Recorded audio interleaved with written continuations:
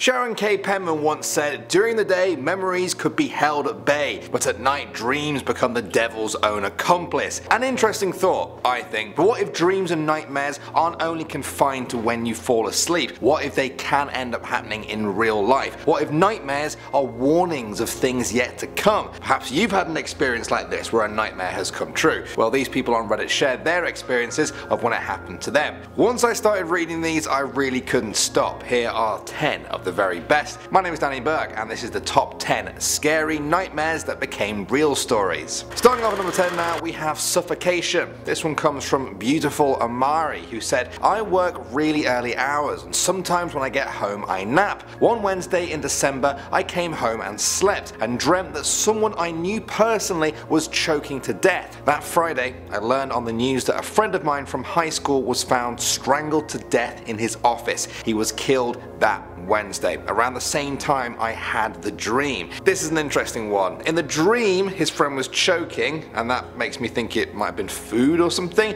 but in reality they were strangled to death. Now I'll be honest, that's not quite the same thing, still both tragic and similar enough to raise a few eyebrows about whether the storyteller has some sort of gift of premonition. What do you guys think? Moving on to number 9 now, we have Buckle Up. This one comes from SubD54, who said, "I had a dream about a car crash a couple of months before it happened. Fast forward, I'm about to get into my ex's car when a voice in my ear tells me to buckle up, which I had almost never done up to that point because teenagers are stupid. Anyways, I get in, buckle up, we talk, yada yada, then we end up at this spot that I've never been to before. I literally don't remember the time between leaving his house and arriving at that destination. It's a blank. There's a car coming and we end up T-boned on my side. I get out, I sit on the nearby curb waiting for an ambulance to arrive. Then there's a brief moment of clarity where I realize both cars are in the exact same position as in the dream.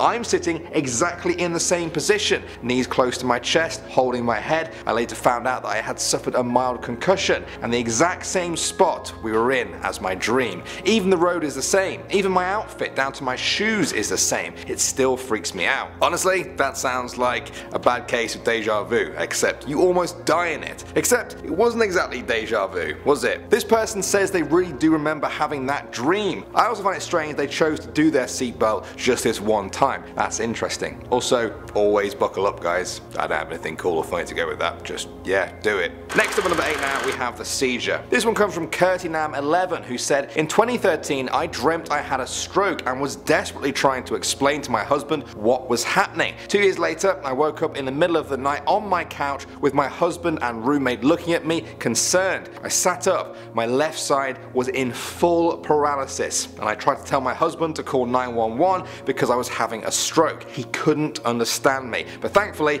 he'd already called because while I was unconscious I had a seizure. It turns out I had a brain aneurysm rupture and only minutes to get to a hospital and into surgery. The whole thing was so disturbing." First of all, can you even imagine how terrifying that would be, waking up like that? And secondly, I really hope they told their husband about the dream when it happened, because maybe it would have helped him prepare better for it. Maybe not, actually. I'm not sure how that works. We can't really go around preparing for every single dream or nightmare we have, can we? Moving on to number 7 now, guys, we have missing teeth. This one comes from Reddit user Kubrick Fan. They said, "I had a dream once when I was in the woods. I tripped over something and smashed my teeth in. I was in Air Cadets at the time and there was an optional night exercise that was due to happen in my local woods in the same week that I had the dream in. I chose not to go. One of the more senior cadets did go on the night exercise. He tripped over something in the dark woods and smashed 3 teeth out." Okay, I'll admit, compared to some of the other stories on our list, losing 3 teeth is not exactly high stakes, but I just love how convinced the storyteller was that their dream was going to happen. They don't specify, but it sounds like they literally didn't go on the trip just because they had a dream about knocking their teeth out. That's it. If that was me, I'd go on the trip and maybe just be a little bit more careful to not trip over. Maybe it was my brain's way of reminding me to take care. I wouldn't just cancel the whole trip. Okay,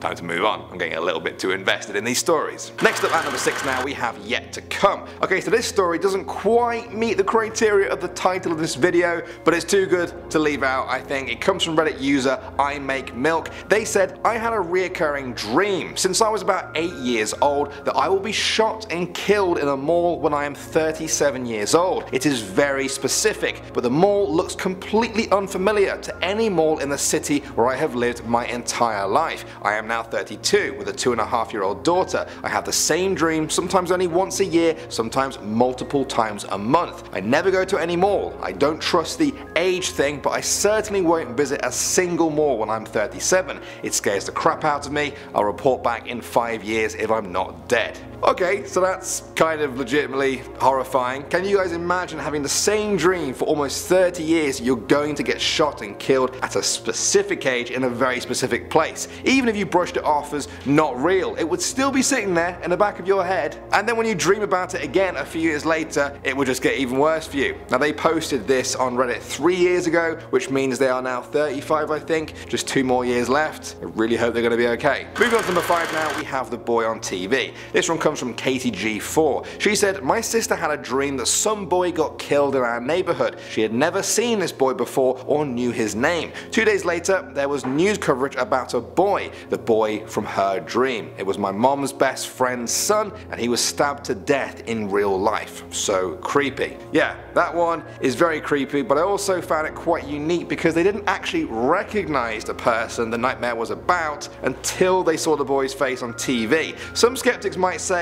that she put the face to the dream when she saw the boy on the news, or even if it was just subconscious. Others might say that you'd remember a face from a dream like that, there'd be no mistaking it.